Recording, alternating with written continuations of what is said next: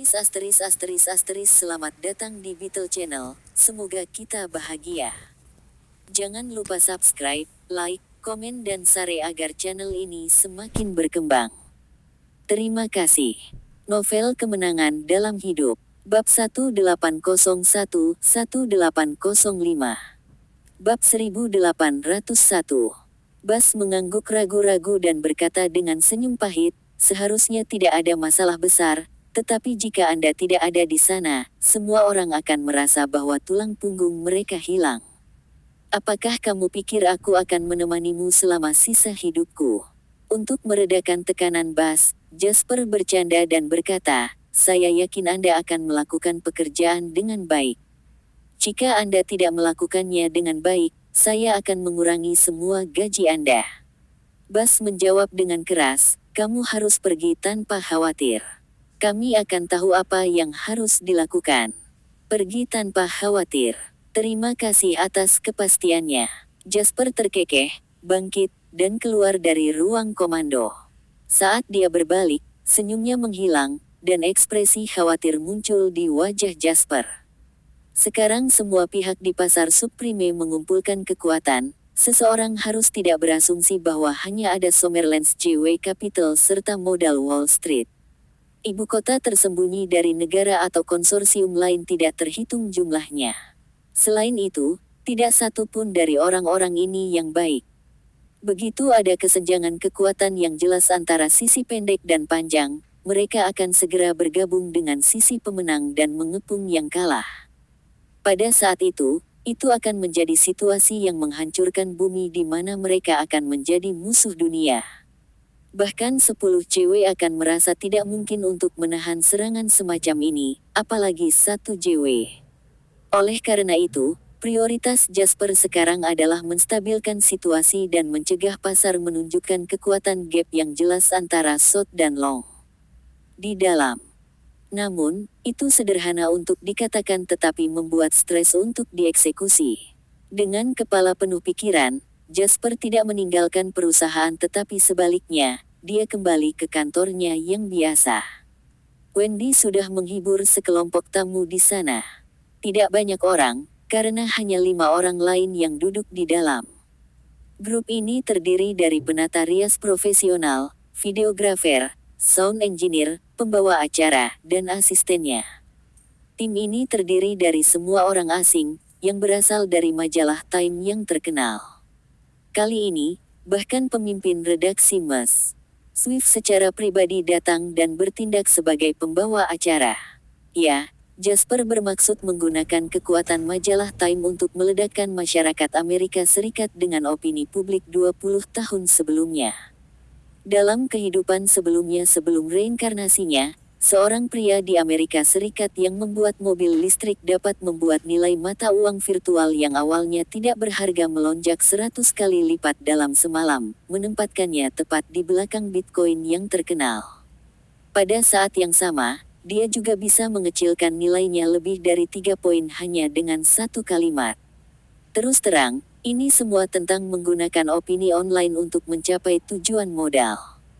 Meskipun internet saat ini tidak begitu berkembang, popularitas Jasper dan reputasi majalah Time tidak lebih lemah dari itu. Bapak, lain, halo, Mas. Swift yang berusia 60 tahun tampaknya paling banyak berusia 40-an. Dia terawat dengan baik dan memiliki temperamen yang luar biasa. Setelah melihat Jasper, dia berinisiatif untuk menyambutnya dengan senyum di wajahnya. Setelah berjabat tangan dengan tuan rumah, Jasper tersenyum dan berkata, Ms. Swift, terus terang, ketika saya melihat Anda, saya bahkan bertanya-tanya apakah Anda telah berbohong kepada saya. Anda tidak terlihat seperti 60 sama sekali. Kamu paling 35, kan? Tidak peduli di zaman kuno atau zaman modern, terlepas dari timur atau barat, tidak ada wanita yang tidak suka mendengar pujian semacam ini. Itu bahkan lebih dihargai jika dikatakan oleh seseorang dengan status dan reputasi Jasper saat ini. Swift tersenyum ringan, Nona Suler benar-benar beruntung. Hidup tidak akan membosankan dengan pria sepertimu. Tertawa terbahak-bahak. Dua kalimat itu menunjukkan kecerdikan Jasper dan kecerdasan Swift dalam bercakap-cakap. Di antara orang-orang pintar, seseorang tidak perlu terlalu banyak menyelidiki. Mereka akan tahu jika pihak lain bukan orang biasa ketika mereka hanya menyentuh subjeknya. Waktu hampir habis, jadi akankah kita memulai wawancara? Bapak Lain, ini adalah wawancara untuk sampul majalah Time. Haruskah kita merias wajahmu dulu? Swift berkata dengan tergesa-gesa ketika dia melihat Jasper akan langsung masuk ke topik pembicaraan. Sambil menjabat tangannya, Jasper berkata, "Tidak, saya percaya pada keterampilan fotografi dan pengeditan Anda. Saya akan menggunakan keadaan saya yang paling alami dan asli untuk melakukan wawancara Anda. Yang paling penting adalah kamu harus tahu aku sangat sibuk sekarang, jadi aku tidak bisa membuang terlalu banyak waktu untuk riasan." Swift jelas bukan orang yang kuno. Dia mengira ini mungkin menghasilkan hasil yang tidak terduga, jadi dia langsung setuju. Hanya saja di awalnya berharap untuk melakukan riasan seperti pria muda dan kaya seperti Jasper yang akan muncul di sampul majalah Time sebagai pengusaha termuda di sejarah, tapi sekarang harapannya pupus, yang mengecewakannya.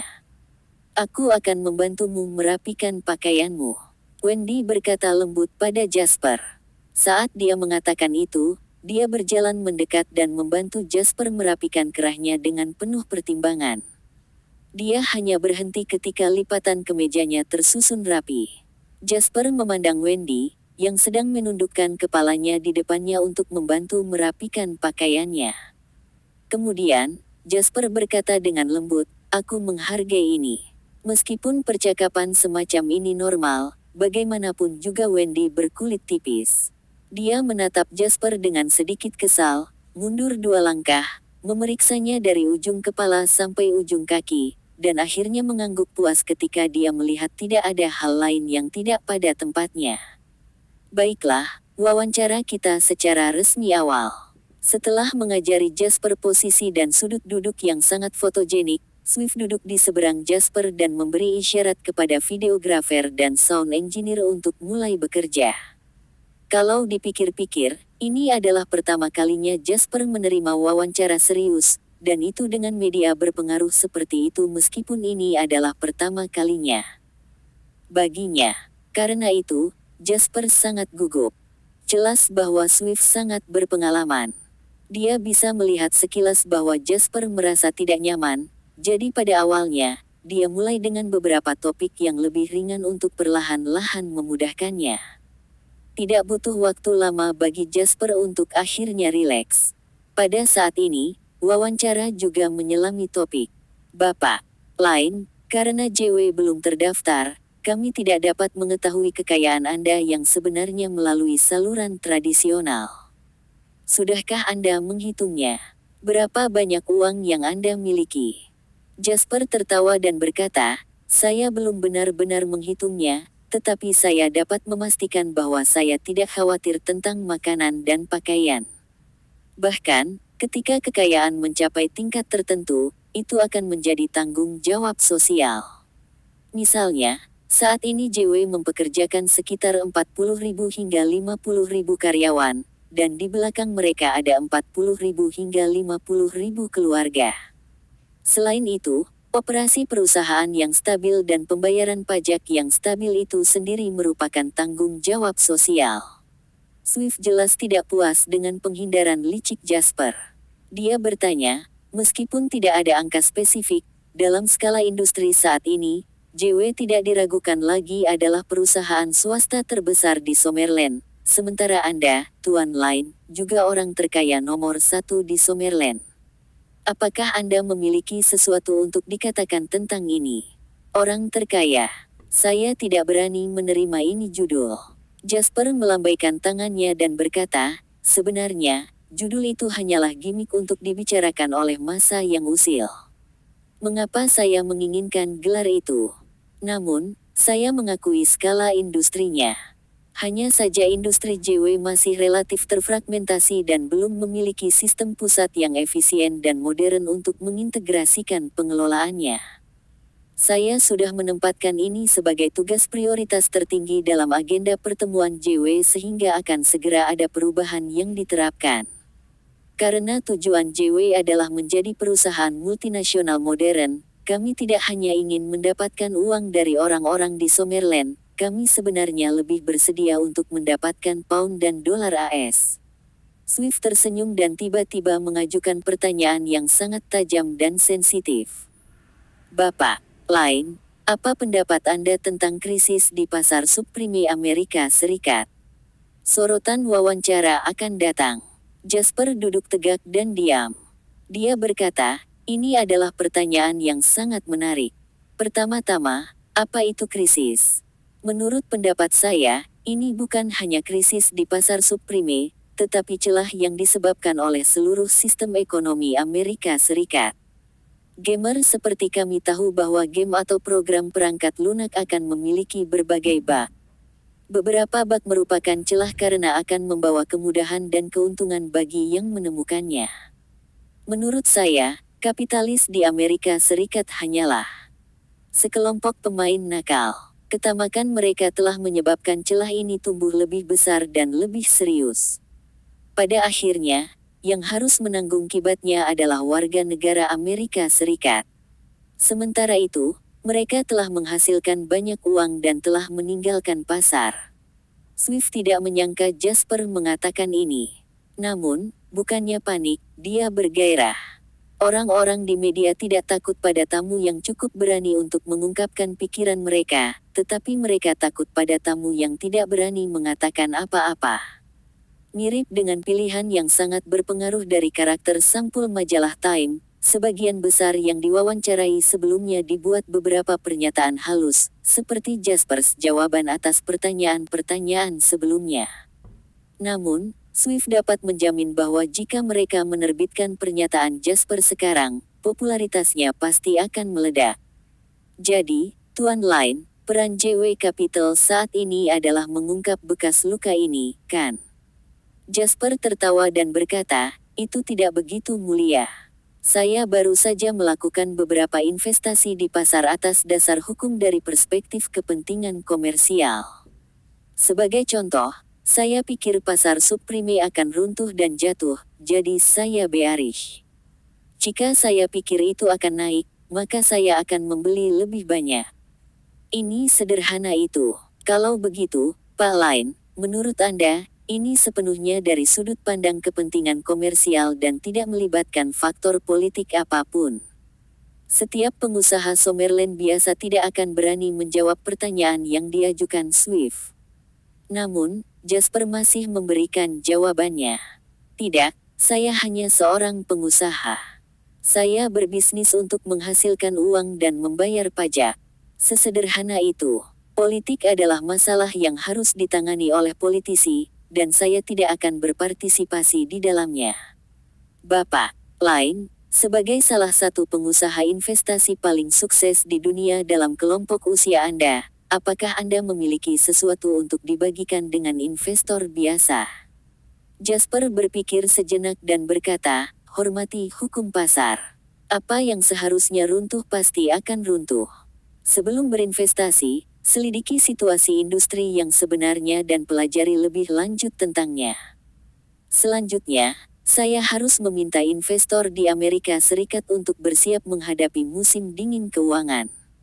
Wawancara berlangsung selama 2,5 jam. Menjelang akhir, pertanyaan Swift menjadi semakin akut.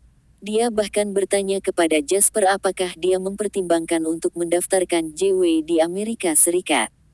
Bahkan Jasper merasa sedikit kewalahan. Pada saat itu, wawancara yang hampir berakhir ini, terputus oleh panggilan darurat dari Jake. Bapak Lain, Sentel Corporation dari Koreana melakukan divestasi dan pasar berada di ambang kehancuran.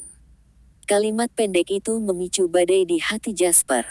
Namun, Jasper tidak memiliki ekspresi atau reaksi sedikit pun di wajahnya. Dia bahkan menunjukkan senyum yang sedikit meminta maaf dan berkata kepada Swift, Ms.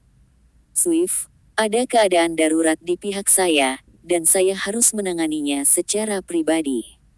Bisakah kita mengakhiri wawancara lebih awal? Terlepas dari keterampilan pengamatan Swift yang tajam, dia tidak dapat mengumpulkan informasi apapun dari wajah Jasper. Dia memikirkannya dan menjawab, "Tidak apa-apa. Bagaimanapun, saya sudah mendapatkan jawaban untuk beberapa pertanyaan paling penting, jadi wawancara akan dilakukan di sini." Setelah videografer, sound engineer, dan lainnya mematikan peralatan mereka, Swift dan Jasper kembali berjabat tangan. Dia berkata, "Tuan Lane, wawancara ini sangat menyenangkan dan tidak terduga. Saya percaya itu akan menimbulkan sensasi besar ketika spesial mingguan tahunan dirilis." Jasper tersenyum dan berkata, "Itu akan menjadi yang terbaik, tetapi kapan akan dirilis?" "Dalam 2 hari." Swift tersenyum pahit dan berkata, "Tuan Lane, sangat sulit membuat janji denganmu. Kami mengubah jadwal 3 kali dan ini adalah kesempatan terakhir. Jika Anda masih tidak punya waktu, kami mungkin benar-benar harus mengganti orang yang menyamar. Aku sangat menyesal. Saya harap kamu bisa mengerti bahwa ini adalah periode khusus untuk aku." Setelah meminta maaf, Jasper berkata, "Aku tidak akan mengirimmu pergi kalau begitu." "Tidak apa-apa, Tuan Lane, tidak perlu. Kita akan mengedit wawancara ini segera mungkin dan salinan spesial mingguan akan dikirimkan kepada Anda setelah diterbitkan." Setelah mengucapkan selamat tinggal pada Swift dan timnya, Jasper berbalik dan bergegas menuju pusat komando. Sebagai orang yang paling dekat dengan Jasper, Wendy segera menyadari ada yang tidak beres. Dia mengikuti Jasper dengan cepat dan bertanya, "Apakah sesuatu terjadi?" Para bajingan Koreana itu telah menarik modal mereka. Jasper tidak perlu terlalu banyak berpura-pura. Ketika dia berada di depan Wendy, jadi dia mengutuk dengan marah. "Mereka menarik modal mereka pada saat ini sama saja dengan meninggalkan kita. Dikelilingi oleh musuh, terisolasi dan tanpa bantuan. Seperti yang diharapkan, orang-orang Korean ini tidak bisa dipercaya." Wendy terkejut dan bertanya, "Bukankah kerja sama sebelumnya selalu sangat menyenangkan?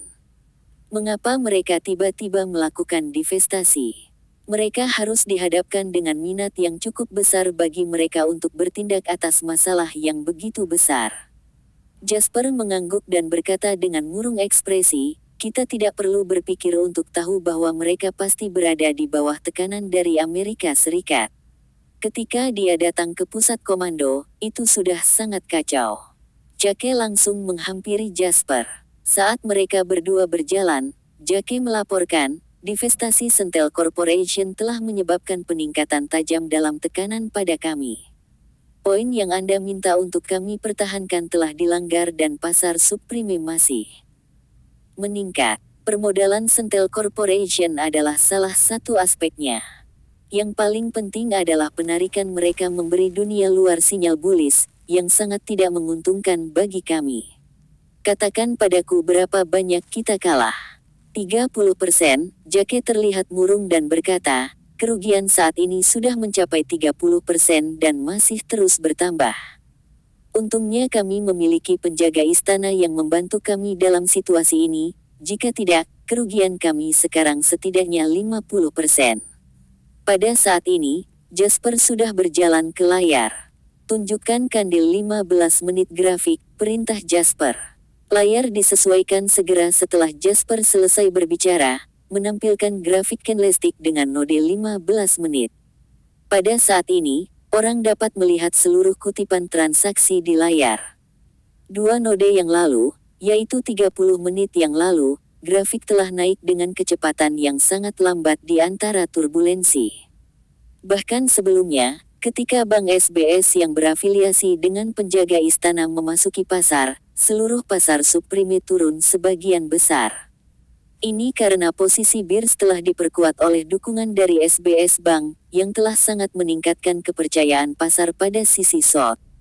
Namun, saat ini, pendekatan yang berbeda tetapi hasil yang sama memuaskan datang dari divestasi Sentel Corporation milik Koreana.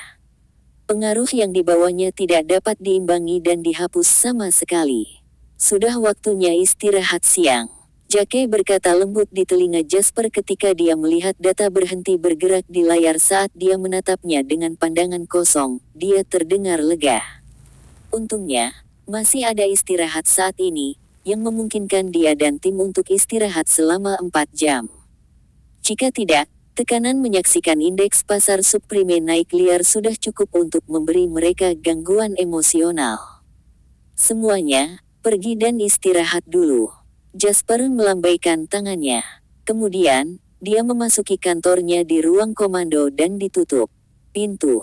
Tidak ada yang berani mengganggunya dalam hal ini momen. Kecuali Wendy. Namun, Wendy mengenal Jasper, jadi jelas dia tidak punya rencana untuk mengikutinya. Dia menoleh ke Jake, yang sedang menatapnya meminta bantuan dan berkata, "Pergi sekarang." Setiap orang pasti berada di bawah banyak tekanan. Biarkan semua orang beristirahat dan kembali ke kondisi terbaik mereka untuk pembukaan sesudahnya. Jake berkata dengan cemas, "Sebenarnya, tuan lain adalah orang yang paling stres di sini. Apa dia benar-benar baik-baik saja? Dia akan baik-baik saja. Jangan meremehkan dia. Saya belum pernah melihat kesulitan yang dapat membanjiri dia sepanjang perjalanan ini, jadi jangan khawatir. Langit tidak akan runtuh selama dia ada di sini," kata Wendy. Ketika Jake melihat ini, dia mengangguk sebelum berbalik untuk pergi. Wendy berbalik dan melihat ke pintu kantor yang tertutup, dan sedikit kekhawatiran muncul di matanya. Saat ini di kantor, Jasper sedang duduk di belakang mejanya dengan ekspresi kosong sambil memegang ponselnya. "Maaf, nomor yang Anda tuju tidak dapat tersambung." Baik itu panggilan domestik atau panggilan internasional, respons sistem otomatis tetap sama. Jasper melakukan panggilan ini ke Sylvie, tetapi respons sistem otomatis dari telepon membuat Jasper lebih mudah marah. Setelah melakukan 2 panggilan berturut-turut, hasilnya sama. Karena itu, Jasper mengesampingkan telepon dan mulai memikirkan bagaimana menghadapi situasi selanjutnya. Pada saat ini, ponsel di atas meja tiba-tiba berdering. Seseorang memanggilnya. Jasper tidak ragu-ragu untuk segera mengambilnya. "Ini aku, Emil Lang." Mendengarkan suara di ujung telepon yang lain, gelombang di hati Jasper sedikit tenang. Dia perlahan bertanya, "Pak Emil, apakah Anda tidak akan memberi saya penjelasan?" "Jasper, kurasa aku tidak perlu menjelaskan apapun padamu." Di ujung telepon, Emil menunjukkan sikap yang sangat gagah. "Kami hanya mitra yang bekerja sama dan kami tidak dapat terus bekerja sama sekarang, jadi hasil seperti itu hanya diharapkan, kan?" Jasper mencibir, "Mitra?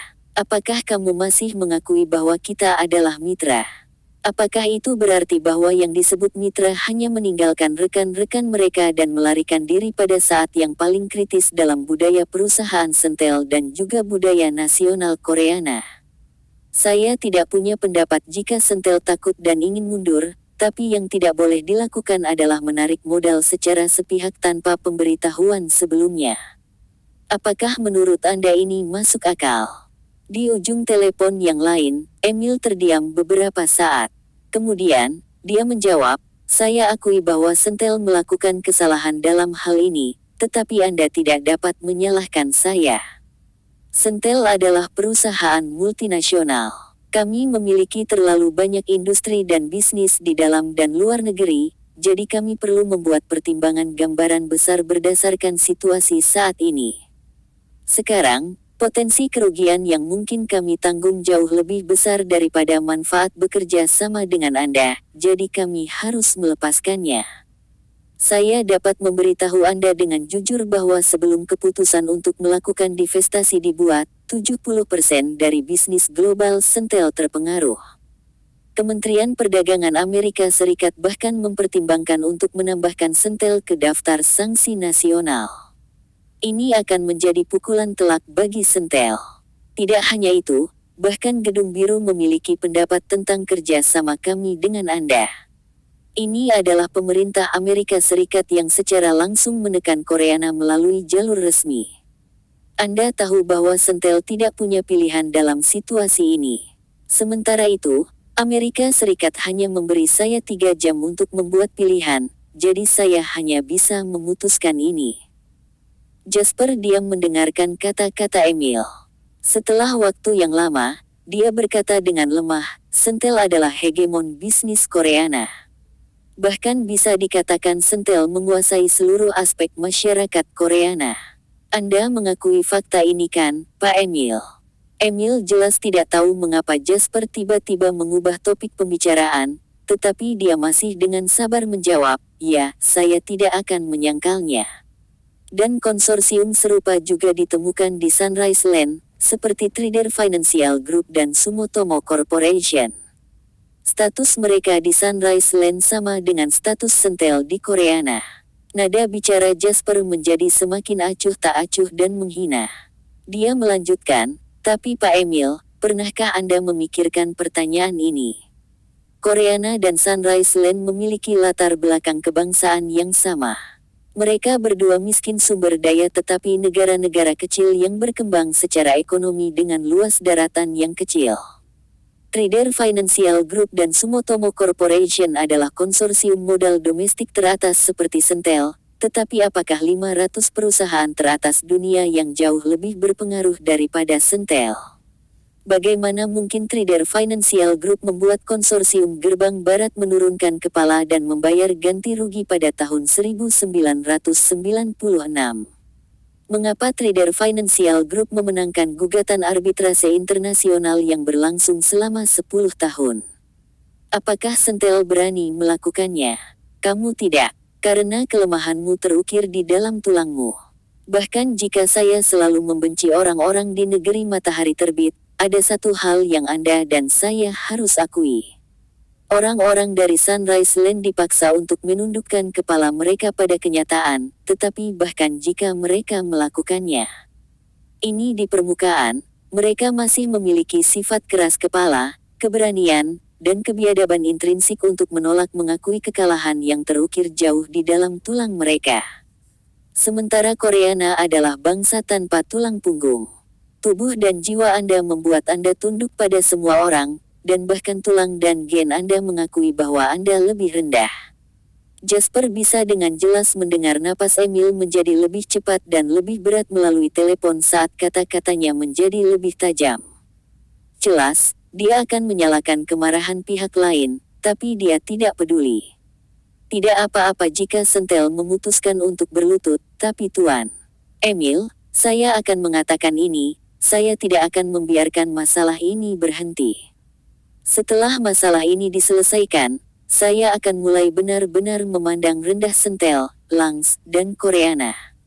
Itu saja dari saya, bentuklah. Setelah berbicara, dia menutup telepon secara meyakinkan. Jasper tahu bahwa semua komunikasi dan kerjasama antara dia dan Sentel telah dihapus dengan panggilan ini. Lain kali mereka berinteraksi, mereka akan melakukannya sebagai musuh. Dari bukan siapa-siapa hingga sekarang, Jasper selalu membalas dendam ketika dia dianiaya dan mengungkapkan rasa terima kasih ketika seseorang telah membantunya. Jika dia bisa membalas dendam pada malam Natal, dia bahkan tidak akan menunggu sampai setelahnya Natal karena dia tidak akan bisa nikmati makan malam Natalnya sampai masalah diselesaikan. Penarikan modal Sentel di sini momen itu sama saja dengan menendang JW modal sementara yang terakhir terlatih-tatih di tepi tebing. Jasper tidak akan menjadi manusia jika dia tidak membalas dendam pada permusuhan semacam ini. Di Koreana, ratusan kilometer jauhnya, Emil meletakkan telepon dengan wajah pucat. Pada saat yang sama, Sylvie berdiri di seberangnya. Dengan seringai dingin di wajahnya. Sudah kubilang, ayahku tersayang, Jasper tidak akan begitu bahagia. Apakah Anda benar-benar berpikir dia penurut? Emil yang sudah ngambek pun geram. Oleh karena itu, dia mengangkat tangannya dan menamparkan wajah Sylvie. Dia menunjuk putrinya, yang terhuyung mundur dan mengutuk, apakah aku ayahmu atau kamu ayahku? Beraninya kau berbicara padaku seperti itu. Jasper memiliki pendapat yang meningkat tentang kemampuannya, dan dia menggali kuburnya sendiri. Apakah Anda ingin kami mati bersamanya? Sylvie mencengkeram wajahnya. Rasa sakit fisik membuatnya tenang. Dia memandang Emil dengan acuh tak acuh dan berkata, jika kakek ada di sekitar, dia akan pasti menghentikanmu melakukan ini. Wajah Emil membeku setelah mendengar ini. Kakekmu masih koma. NS dokter berkata dia memiliki sedikit harapan untuk membangunkanmu jadi sekarang saya adalah Presiden Sentel. Saya harap Anda bisa memahami ini. Sylvie berkata dengan dingin, aku mengerti. Dari saja, saya mengerti. Jadi, Ayah, tolong nikmati otoritas Anda sebagai Presiden. Ayah, saya merasa saya tidak cukup mampu. Saya berharap untuk pergi ke luar negeri untuk belajar selama beberapa waktu dan saya harap Anda mengizinkannya. Emil tahu bahwa Sylvie tidak mau melihatnya, dan dia senang memenuhinya harapan. Satu-satunya orang dalam keluarga yang berani memprovokasi dia saat ini adalah putri kandungnya, Sylvie. Jika dia pergi, dia akan memerintah tak tertandingi dalam keluarga dan di Sentel. Oke, mau kuliah di mana? Tanya Emil.